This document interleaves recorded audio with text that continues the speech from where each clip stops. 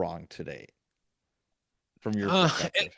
it's a combination of things. I think they do way more right, and I wouldn't use the word wrong, but for example, one of the things they're now getting right and making a priority is uh, the health and well-being of officers. Yes.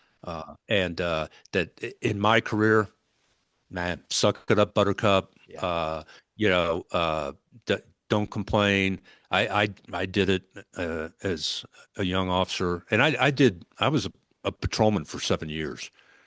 Well, 6 years, because one of those seven, I was also a narcotics detective for 1 year. Um, and working midnights. And I literally did. I got in a fight with the guy, and I it broke the pinky on my left hand, which was my non-dominant hand. And I went to the hospital. The ER doc was the brother of a homicide detective on our department, and so they take a look at it. They're going to do X-rays, and the doctor had come in. He told me, Here's what we're going to do." I go, "Doc, just tape my two fingers together. Write it up, please. Write it up as a sprain. It's just my pinky. It's not my dominant hand." I lied to him. I said, "I'm starting my 4 days off when I get off shift tonight.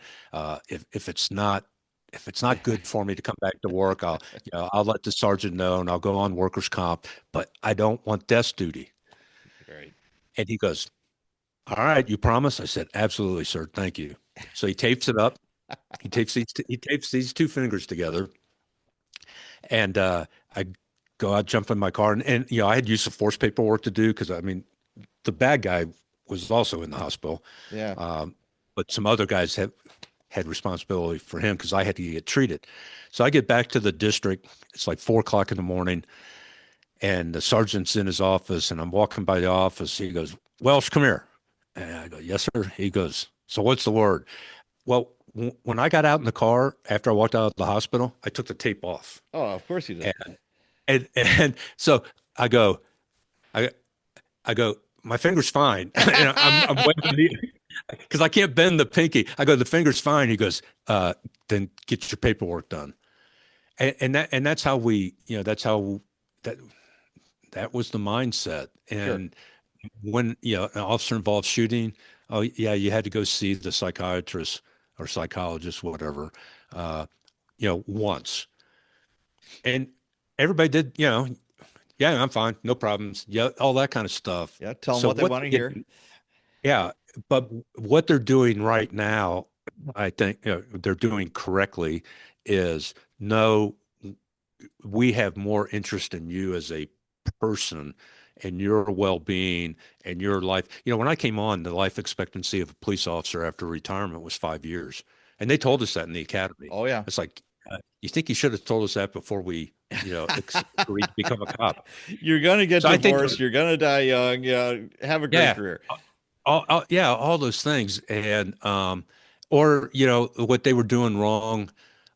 I think if you want to say wrong is not when it comes to discipline and not documenting and doing things the right way, because there are people that have a gun and a badge have no business being a cop. But the priority is we need breathing, living, conscious people to shag calls, Yes. Yeah. kind of thing. And there's people that desperately deserve to be fired, and in the union world, and we were keeping people that should not have been kept. And so I think with the red flag alert, warning, early warning systems and stuff like that to identify, hey, there's something going on in this cop's life. Not that they're a bad cop, but why this guy's got 5 complaints for being rude in the last 30 days, and that's abnormal. That doesn't, yeah, that's not him. Well, now we have those early warning systems to identify, hey, there might be something going on in this guy's life, and let's do some, not an intervention, but if we got to send them to employee assistance, or just sit down with them as a supervisor going, hey, Pat, what's going on? You had Yeah. three See, root complaints this week. And so, and that's more of um, being genuinely interested in you as a person, not being pissed that you're causing me problems and as an employee, you suck kind of deal. So, now I will interject there that I think at its core, at its heart, it's a great idea, but I've seen it in my department where it becomes weaponized. And it's like, hey, mhm. Pat, it's like you have 5 complaints in the last 6 months from compared to Pat O, who has 0 complaints for a year. Well, Pat O is, sitting behind a desk taking phone calls, and Pat W is on a very proactive unit where they're tossing people in jail every night. Well, And yeah, you're going to piss off a lot of people. And it became weaponized where, like, you know what? We really never really liked that Pat W guy so much. So we're going to lean into this hard. And it's not the spirit of what that should be. I agree 100% that, and that's one of the wrong things is throughout your career, throughout my career, and it still exists to a very significant degree, the mindset of police officers is us versus them, and them is anybody who's not one of us carrying a badge. And when you retire to the rank and file active duty cop, you are literally no longer one of us. You're one of them. You know, Yep. don't come to the general officers, active duty FOP meeting. Retirees meet on Tuesday. Yeah. And we just have that mindset. And there's a lot of reasons why. And I'm telling you, if you haven't read this book, this is what helped me halfway through my career because it came out in 1999. Best book you will ever read about yourself as a cop.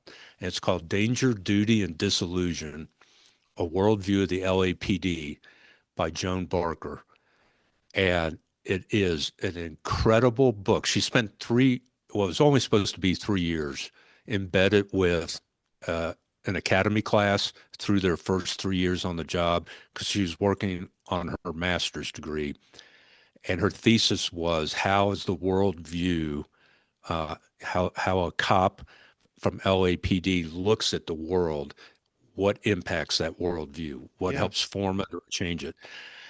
It ended up being a 20-year study that she stayed with that group of the ones that went all the way through a 20-year career and retired. Wow. An incredible, incredible, insightful book into the mind, the psyche, and the reasons behind why cops um, think like they think and behave like they behave, good and bad. Um, and she breaks it down into 5 phases that we all go through. And I'm reading this book in 1999, and I'm like, holy crap, that's me right there. I'm in that disillusionment phase. Uh, I actually wrote an article on law enforcement today, and the thing is, I effing hate everybody. That was the title of it. And in the first 3 sentences, if you read it, you're like, oh, yeah, Welsh really knows what he's talking about. And then the first sentence of the next paragraph, if you really effing hate everybody as a cop, you're getting other cops hurt. Find another job. We can't hate the people that we have sworn to protect and serve. Right. Uh, and so, but I think that mindset is changing and has changed dramatically with on the law enforcement side. Um, I don't think it has so much changed. Um, well, it did after 9/11.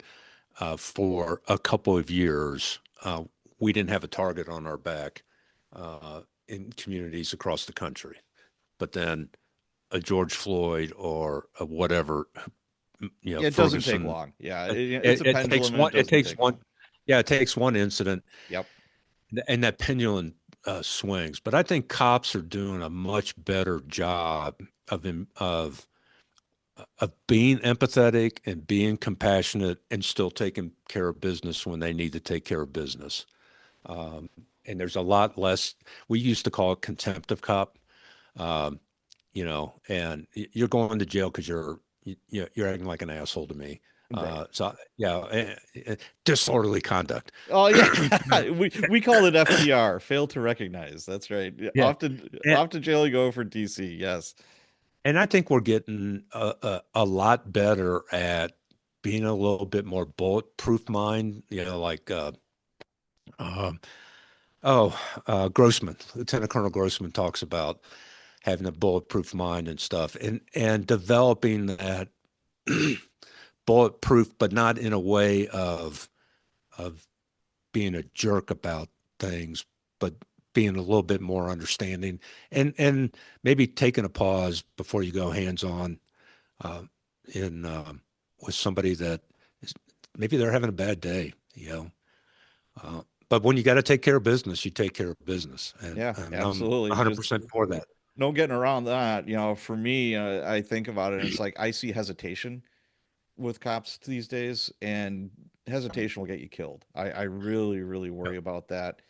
Yeah, and wishy-washy chiefs or sheriffs or whoever's in charge, instead of doing the right thing, doing, it's career preservation, selling themselves out and their cops to, appease a mayor or, fill in the blank. And that's a slippery slope too. I could talk all day about this, but yeah, it's God bless them. I'm glad there's people out there willing to do the job because, it's like, where would we be without them? I mean, Oh, you yeah. have to have them. You have to have that thin blue line that, separates, society from people who want to hurt you, want to steal your shit, want to that are criminals and Mhm. engage in criminal activity. So it has to be there, and I'm glad somebody's willing to take the job and take the responsibility. And there's a whole lot of danger and all kinds of stuff that gets all bundled up in one neat little package when you get on that job. So Yeah. I'm Oh, yeah. very happy And it's for no them. fun. I got sued in federal court for false arrest and stuff. It's no fun to be on the receiving end of somebody's vendetta against you because you were doing your job and you were I was doing on it a hit right. And list. I Yeah, don't think I got that far. yeah, and it was another cop. It was a detective. He wanted to kill a bunch of us. Oh my His goodness! girlfriend dimed him out. Wow. And Okay. I get a phone call from internal affairs, and they're like, "Hey, Pat," and I'm like, "Yeah." And Detective blah blah blah. I'm like, "Yeah, he's crazy." And he's like, "Yeah, he sure is. There's no better way to put it." And it's like his girlfriend found a hit list, and you're at the top. And I'm like, "Really? Okay, Hmm. fair enough." So a year later goes by, they give him his gun and badge back, and he's back on the job, and I'm at assignments with him, and I'm like, "Oh, this is uncomfortable." Wow. Yeah, it. I could tell you story after story. Oh my God, but yeah, but nobody gets out unscathed. That's just the way it is. Yeah. So, Yeah. what would your advice be for someone who wants to be a cop? One, ask yourself why, uh, and if you go, well, I want to give back to the community and help people. I can tell you in 3 to 5 years after being on the job, if I ask you why are you still a cop, your answer is not going to be because I'm helping people and giving back to the community. It's going to be, well, got a good paycheck. It benefits are good, or it usually is this. Um, I don't know what else I would do if I wasn't a cop. Yep. And And my advice is the reason that you need to ask those questions, and we should be asking those questions in the oral review board. Uh, why do you want to be a police officer? And they are. They're going to 99% of us said the same thing because I want to protect and serve. I want to give back to the community. I know that you genuinely believe that, but I also know in 3 to 5 years that's you're not going to have that same answer. And ask them if you weren't a police officer, what would you do? And if they go, I don't know, that tells me they define who they are by what they're doing. Yes. And if you can't be a cop because of injury or whatever circumstances, and you don't know what your life's going to look like or what you can do for a living, you're going to have a big struggle. So I want to, best advice is whatever you see on TV, that's all TV stuff.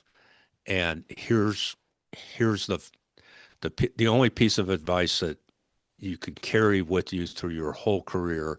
And this is on my challenge coin. This was posted. I had it laminated and it was posted on my door as a supervisor. Is if you're going to become a cop, here's the one and only thing you have to do. Always strive to do the right thing at the right time, the right way, and for the right reasons. And that's your moral compass. And if you keep that focus, that whatever I do or say, however I think and act, it's always going to be geared towards I'm doing the right thing at the right time, the right way, and for the right reasons. Oh, that's Clark, by the way. He wanted to say hi. Hey, Clark the Wonder Dog. No, you can't go wrong with what you just said.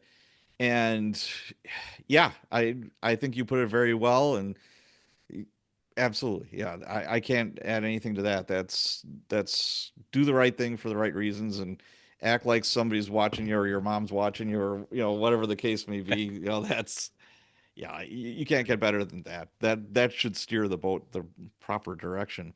But what would you say to your kids if they wanted to become police officers? well, all five of our kids are adults.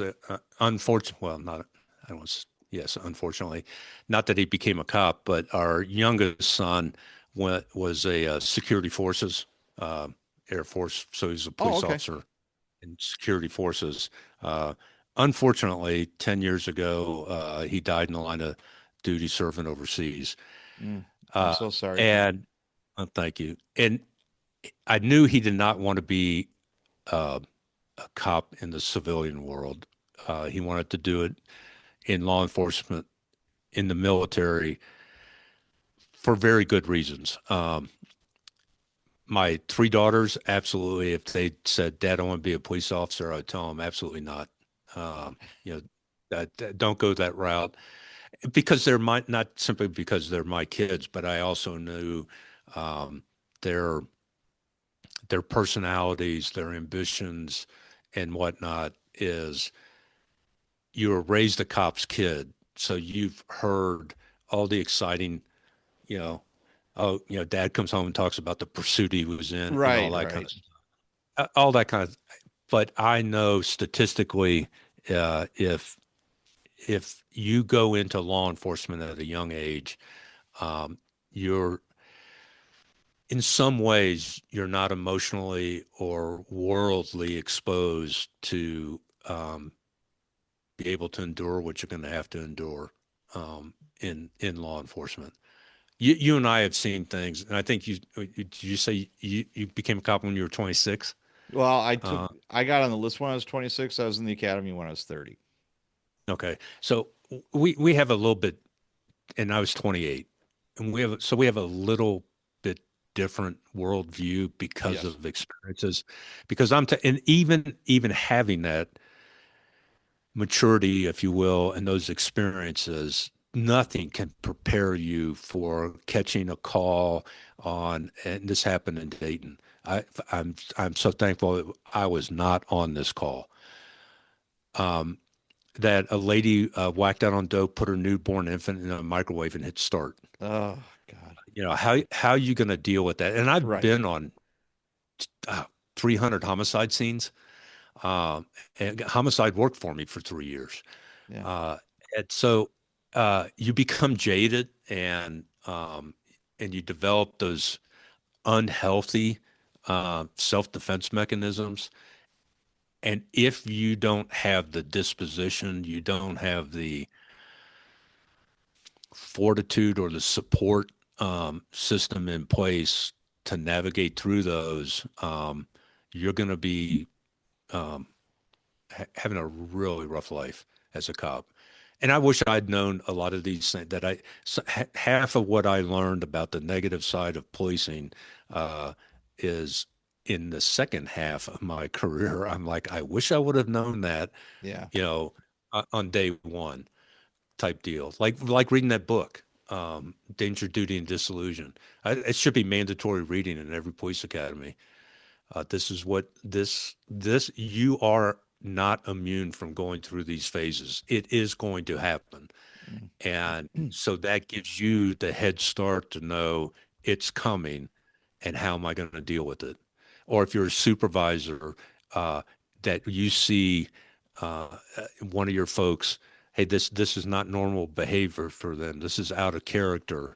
You will know there's something going on in their life, and you can't simply say, hey, get your head out of your ass and do a better job, Right. because they're going, and it may not be work related.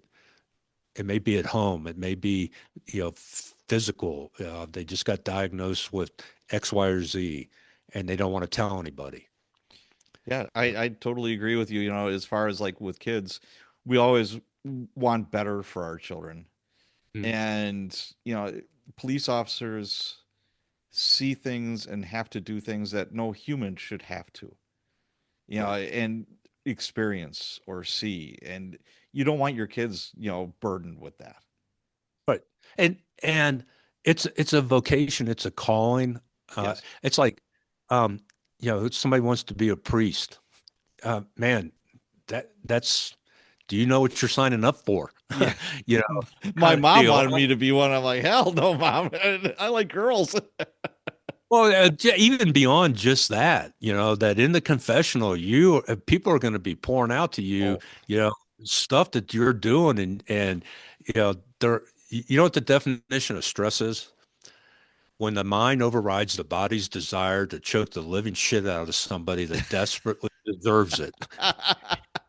And and kind of like cops and priests are, your mind has to override your body's desire to choke the living shit out of somebody that desperately deserves it. yeah, And if you're not built for that, if you're not called for that, if you're not prepared, emotionally, spiritually, physically for all that, then this is not a job for you. I agree. I agree. So you retired Mhm. and you became a civilian investigator for Colorado Springs. How big of a time gap was there between the two? Uh, 16 months. Okay. I retired in 2012.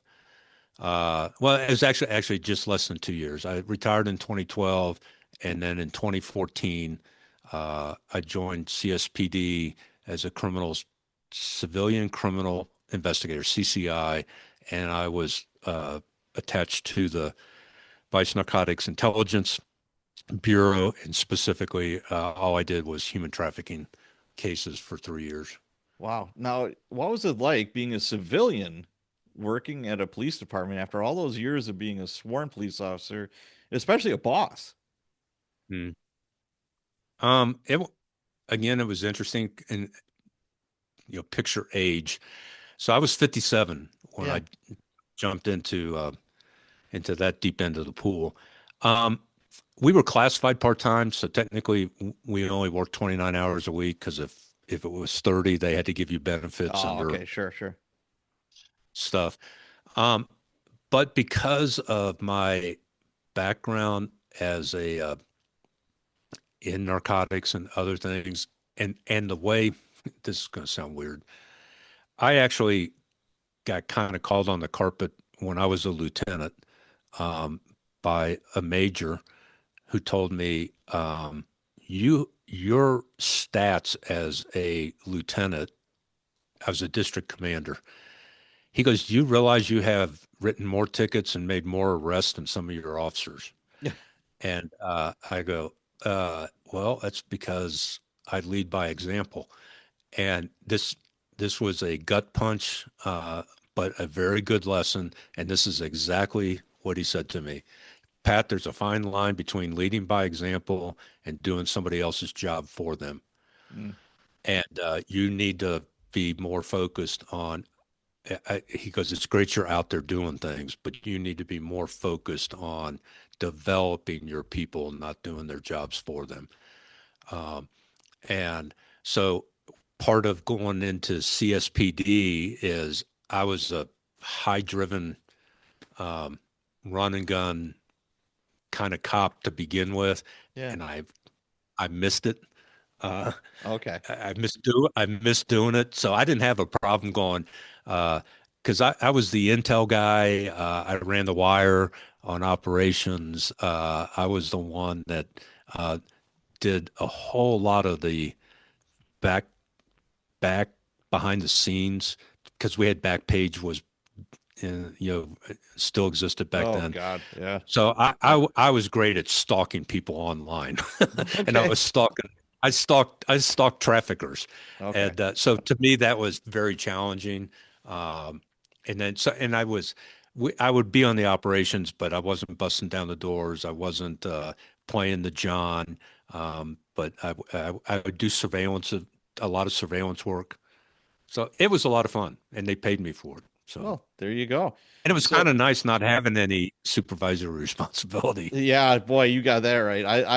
It's like I bartend, I do, a couple of different things, and my first words were always like, I don't want to be in charge of anything anymore. Yeah. I don't want to make huge decisions. I mean, like, I just want to be on autopilot, man. Those days are long, long gone. Yep. So nothing better than that. So you were there for, you said 3 years, I think it was, 2 or 3 years. Yeah.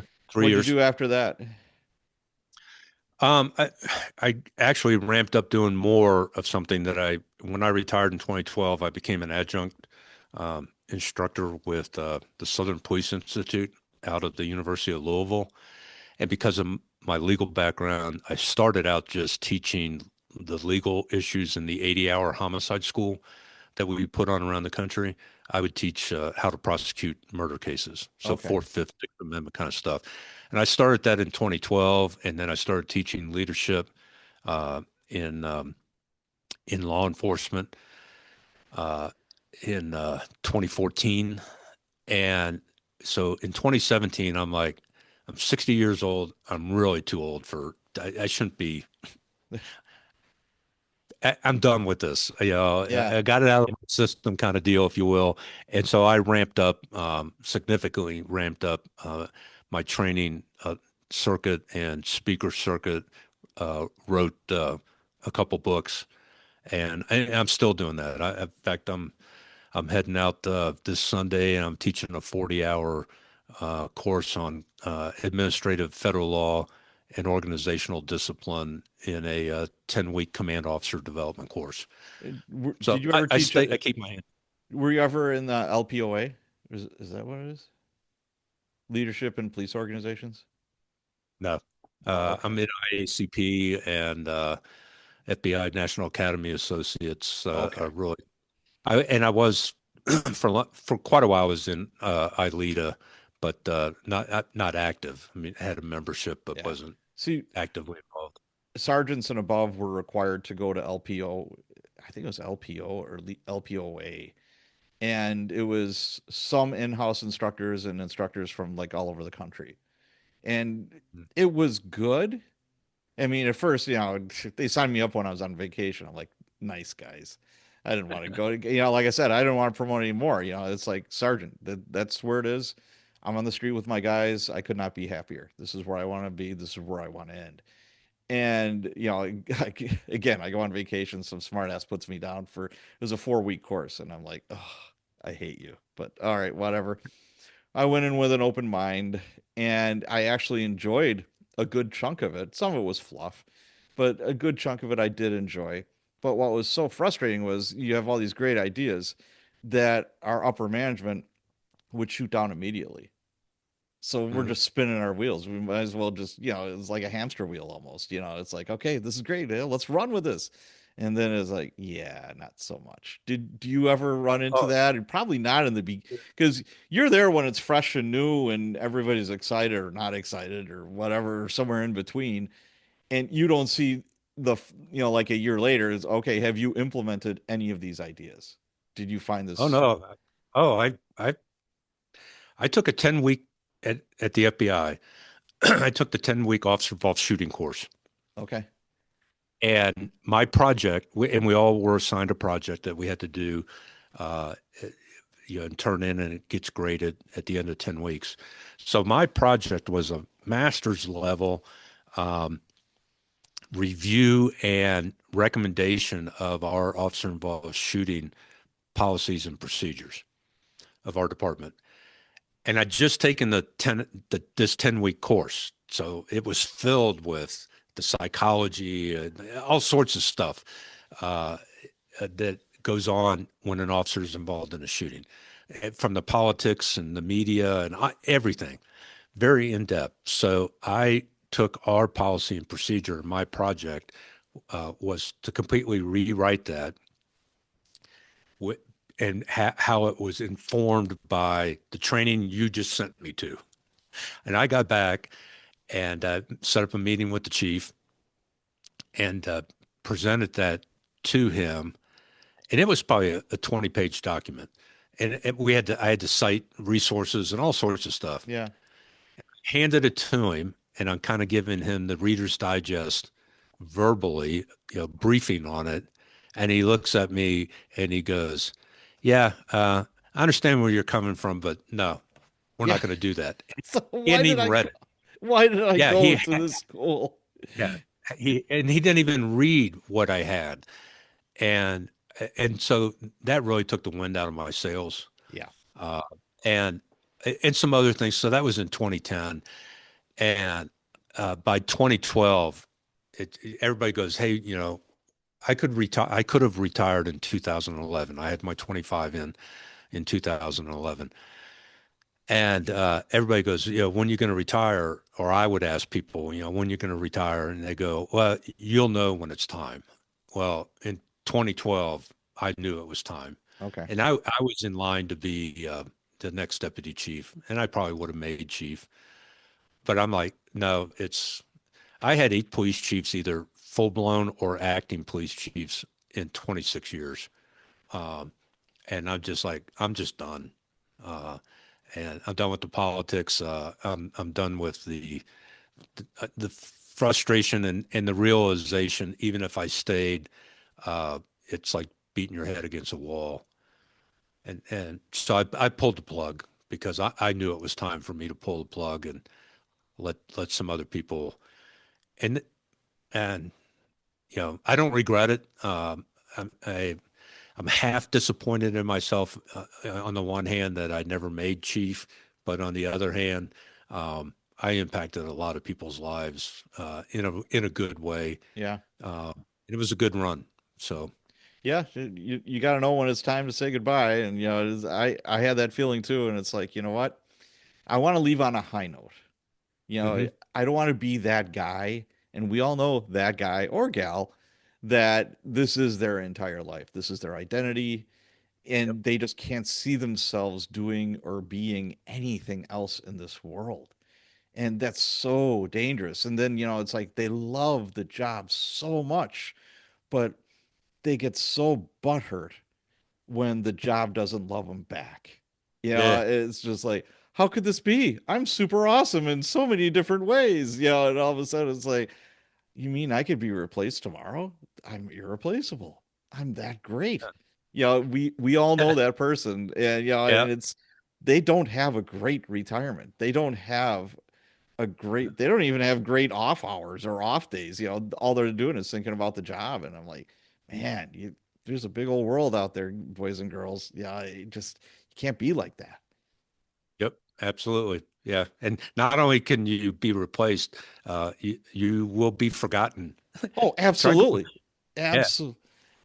I bump into, cops now, and they're like, Pat, I go to in service or something, and I don't know almost anybody anymore. I remember a time I go to in service, I knew everybody. Now it's like who are these people? Why are they staring at me? It's just, yeah, that's one more indicator that, yeah, you've been on too long. It's time to go. Yep. Yep. Absolutely. Yep. So you wrote the book, Warrior Servant Leader. Why write that? Um, it started out, I had no intention of writing a book, but I ended up writing a lot of articles for Law Enforcement Today and policeone.com or Police One magazine and some other American Military University. I wrote some stuff for them. And I had all these 1,200 word articles uh, I had written because that's basically the attention span of online Yeah. readers. And I'm like, I have all these articles that I would love to expand on uh, the Paul Harvey, the rest of the story kind of thing, Yeah. behind. And so I sat down and I started doing that. I just took existing articles that was a 1,200 word ish framework and then turned it into a chapter.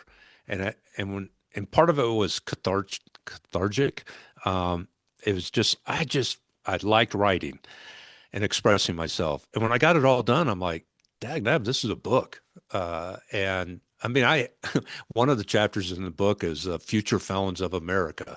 Uh, it, it's a chapter on what not to name your child, you know. Uh, and we've all Future had it, yeah. felons. And so and or one time I shot a chair in my office once, accidental discharge, and it was it wasn't funny when it happened, but the day after it happened was hilarious. And I turned that into a chapter in the book and in a lesson on leadership. So Wow. I put it all together, and I self-published it on Amazon. Um, the royalties from it. Some months I can go to McDonald's and get something off the dollar menu, Yeah. but I didn't write. I didn't write it to make money, but it was the best new release on Amazon in 2015 when it came out, and it's still on Amazon. And it's a fun read. You can read it probably in 2 hours, cover to cover. Okay. Uh, and it was just kind of me sharing my story and then hoping, hey, if you read this and get something out of it, then great. But Now, after somebody reads your book, what do you mhm. want them to walk away with? Is there a feeling? Is there like, what do you want them to walk Yeah. away with? One, I want you to, particularly if you are a cop and you read it, you walk away and go, man, I'm not alone. Somebody has gone through the same things I've gone through, and that, and reach out to me if you want. If you're a non-cop and you read it, I hope you walk away with the the mindset of, man, I had no idea what it's really like to be a police officer, and that you have a better understanding and appreciation of the people that are literally running to gunfire, and you're not. Yeah, absolutely. Very cool. So, the podcast, Warrior Servant Leader podcast. Why are you doing that? And where did you get the idea? Um, I got the idea because somebody told me, "Oh, you ought to have a broadcast or a podcast," and they didn't know me. I used to be a disc jockey in college for Me too, at, for a at little bit. Rockhurst College, but it was only you could only get it on campus. Yep. Yep. and I announced the home soccer games for Rockhurst College. We were NAIA, third ranked team in the country, and everybody always goes, "Man, you got the voice for radio." Yeah, I'm like, why couldn't you say I had the looks for the big screen? No, you got the voice for radio, and I had done it as a disc jockey. This is back in 1975, Right. and so somebody actually suggested, you ought to have a podcast. You've written a couple books, and I still write articles for various online publications, and but I knew nothing about podcasting. I'm technologically Challenged? deficient. Yes, me too. No, no challenges, not even close. Yeah, and so somebody recommended a guy named Tony Taylor to me. He's a retired firefighter at Washington State and had been in the military. And so I reached out to him, and for 3 months, and I'm big advocate, get a coach, get a mentor to help you get to where you want to get to. And and he was not expensive type deal. I mean, he wasn't doing it for free, but he Yeah, was very, and so he spent 3 months with me to learn um, the business of podcasting, the technology, the equipment, all the different things. So March 3rd of this year, I dropped my first episode, and yesterday I dropped my 41st, 40, yeah, 41st episode yesterday, cool. and we're pushing 3,000 downloads already, and we're in 14 countries on 6 continents. Yeah, that's awesome. And I thought I was just going to be talking to, a cop kind of thing. It's evolved into way outside and beyond because that warrior servant leader mindset has application, the principles as a parent, as a spouse, as a person of faith in the business world, in the police world. It's all the same principles. So I got a pretty broad audience. It's a lot of, and I have a lot of fun. I get to be in control, if you will, of if you've had to deal with the media in law enforcement, Oh, yeah. you learn to speak in 15 or 30-second sound bites. Right, right. And you could do a great 5-minute interview and 10 seconds of it gets put on the news Yep. and they get it all wrong and they spin it the Yeah, wrong way. they sure do. So podcasting is my kind of way of I get to be authentic, and if you get butt hurt, then if that's your problem, not mine. But I'm here to help impact and influence in a positive way other people's lives, and it gives me the outlet to do that. That's awesome. So I mean, let's start winding down here. We've been talking for a while, but not surprising with two Irish guys getting together. That's for sure. Without a pint of Guinness, I'm I drinking know. coffee I and am you're drinking drinking water. water. Yeah, I know. I'm drinking water. I have relatives rolling in their graves right now. Are you kidding me? Yeah, But got a but bottle of Patty's over there that's crying. oh, I love patties. That's my favorite like everyday kind of whiskey. I love Yeah, patties. That's good stuff. But yeah. what makes a good leader in your mind? What makes a good leader is a person who, keeps their ego in check. Great book, Ego is the Enemy by Ryan Holiday. Read Yes, it. I read that. Uh, Yeah. uh, yeah, great. Mhm. So, a good leader is a person who keeps their ego in check, who, but also realizes that leadership involves putting the wants and needs of other people before your own, and that's that servant mindset. And then there is an aspect of leadership, which I call being a warrior, is you have to be willing to stand up, show up, and defend what you believe, but don't be an asshole in the process of doing that. And if you take all three of those things of being a person of influence and impact, because that's all a leader is a person of influence and impact. Um, and it doesn't, you don't have to have bars, stars, and stripes or anything like that. You just have to be a positive influencer, impact in another person's life and have that servant and that warrior mindset to supplement how you impact other people's lives. That's fantastic. That's a great way to put it. Thank you. Now more than ever, we need good leaders. Mhm. It pains me, to see some of the leadership, and I try not to be political, but sometimes it's hard not to. But the last few election cycles for president, I'm like, is this the best you got? Man, Mhm. these are the best leaders, really? It depresses me that this is the best that you can come up with as far as leadership goes, that are going to inspire people, that it's going to, you have full faith in them to do the right thing, at the right time. And Right. I'm not seeing it, but there's sometimes there's glimmers of hope, but boy, it just doesn't seem like it's not being fostered. today.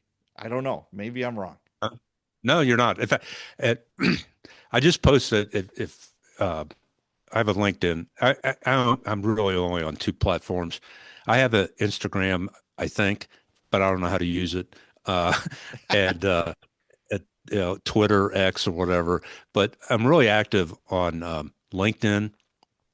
Pat Welsh, JD, Welsh, no C, Pat Welsh, JD, and I put this on my newsletter, and we have about 850 900 subscribers to the newsletter. Oh, I that's good. just posted this article yesterday, and I don't say, and I'm not saying that I'm not bragging. It's a really good outlet if you like the message that we kind of stand for in that warrior servant leader community.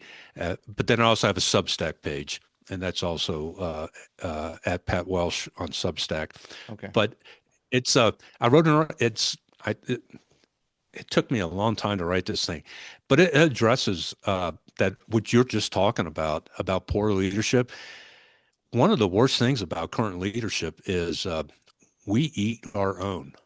I mean, we're no different than lions. That's the title of the articles: "Lions and tigers and bears, oh my! Uh, why are we killing our own?" And I mean, I don't. I mean, there's been the physical, r- literal killing, um, trying to kill our own, but um, that whole mindset that we see, especially in politics, of we're not leaders. It's all about power, and it's all about agendas. It's all about ego, and everybody has lost their minds about being true servant leaders in uh, in in this country and in the world in general. So if Yes. you want to read a pretty well thought out, as opposed to me trying to articulate it out loud, just jump on LinkedIn or Substack and um, uh, literally the title of the article is "Lions and Tigers and Bears, oh my." So I love that. That's a great title, by the way.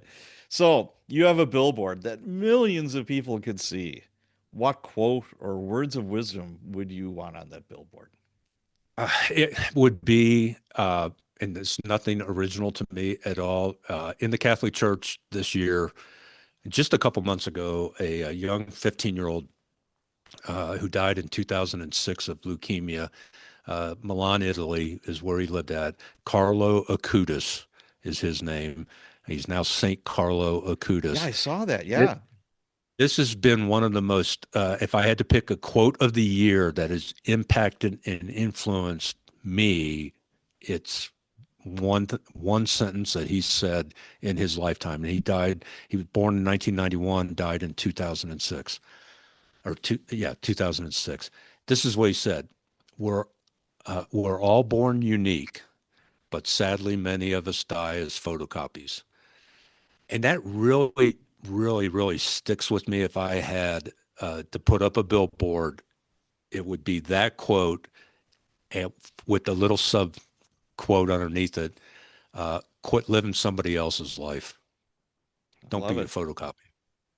I love that. I'm typing as you're saying this.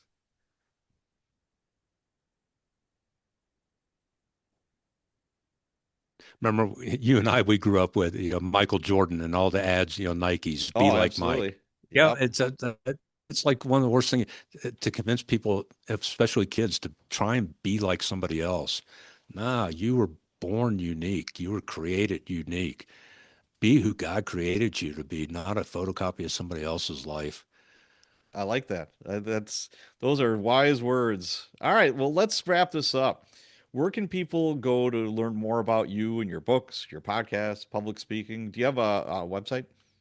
Yep, the easy the warrior servant leader podcast.com. I mean, Okay. that's the clearinghouse for all things Pat Welsh. Okay. Oh, .com. All right. I'll put that in the show notes so people, if they want to get a hold of you, they go there. Well, Pat, this has been so much fun. If on so many different levels, I could have talked to you for more hours actually. This is really great. Thank you so much for Oh, being on I the loved show. it.